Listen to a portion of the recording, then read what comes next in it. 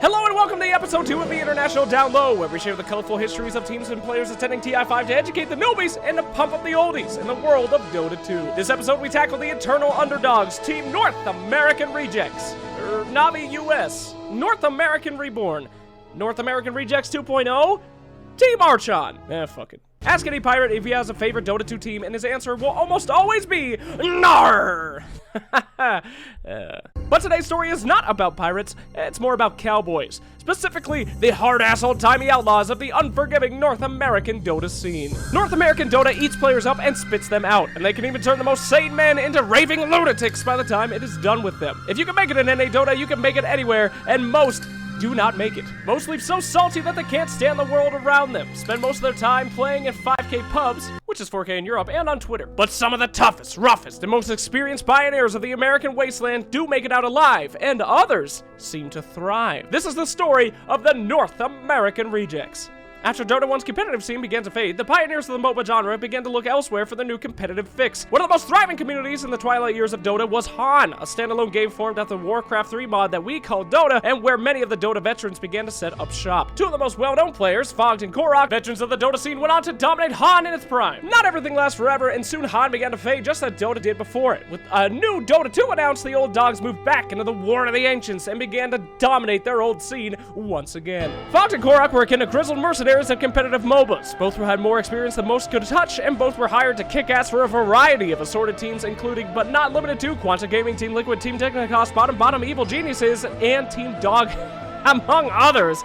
The pair traveled the world as wandering rivals, constantly clashing under different flags and against different teams. Yet the result was always the same. Use the old men and then kick them when they were used up after large tournaments and repeat the process. Eventually, the wandering masters decided that enough was enough, and it was time to change the game from the inside. And so, rather than hide from their past rejections in the NA Dota scene, the pair decided to embrace their outlawed status and wear it proud, forming the North American Rejects. Gathering like-minded souls, these outcasts decided to burn down the teams that had left them to rot, systematically decimating anybody that had wronged them in the past after forming in April of 2014. Their reign of justice caught the attention of the Dota 2 scene at large, and a mere 2 months after forming, they were approached by the world-renowned European organization known as Team Navi to become something else entirely, the North American Navi Squad. The recognition and fame that they had always sought had finally come, and TI4 loomed on the horizon.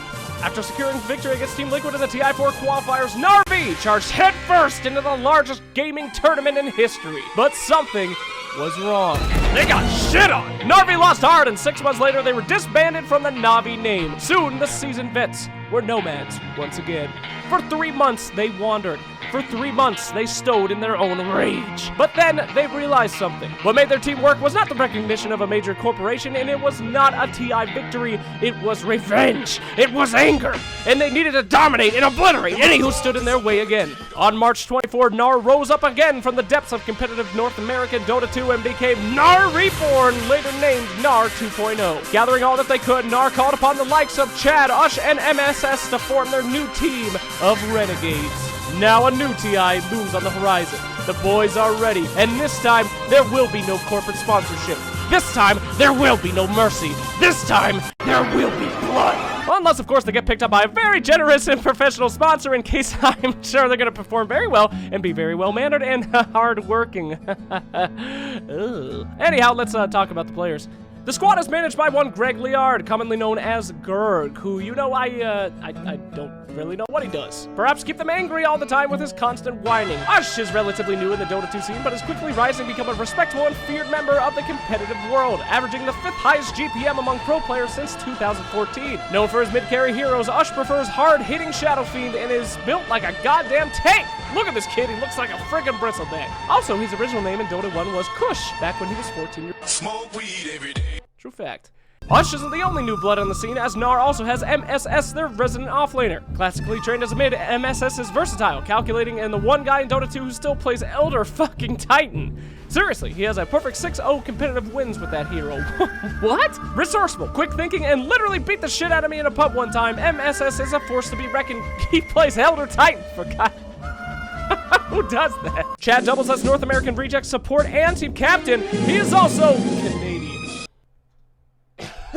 Fogged is a wild card of Team NAR and commonly plays support, being one of the most well-known faces in NA Dota. One of the founding members of NAR and an expert in Dota, Han, and Dota 2, there's little that this grizzled vet hasn't already seen before. He has been in countless tournaments, has played with countless teams, and will stop at nothing to secure his spot at the international history books. He also has severe difficulty wearing headphones on multiple occasions. Last but certainly not least, Korok is a name synonymous with North American Dota, being one of the few who broke out from the US into the international scene in 2010. One of the original founders of NA Dota, along with Fear Demon and Merlini, he is one of the most valued players in the 2012 Team Liquid roster. Korok has been to 2 internationals already and yearns to bring his space-creating mid skills back to the key arena. With an overall mid win rate of over 65%, even the most seasoned mids from around the world know to fear the lane of the Korok.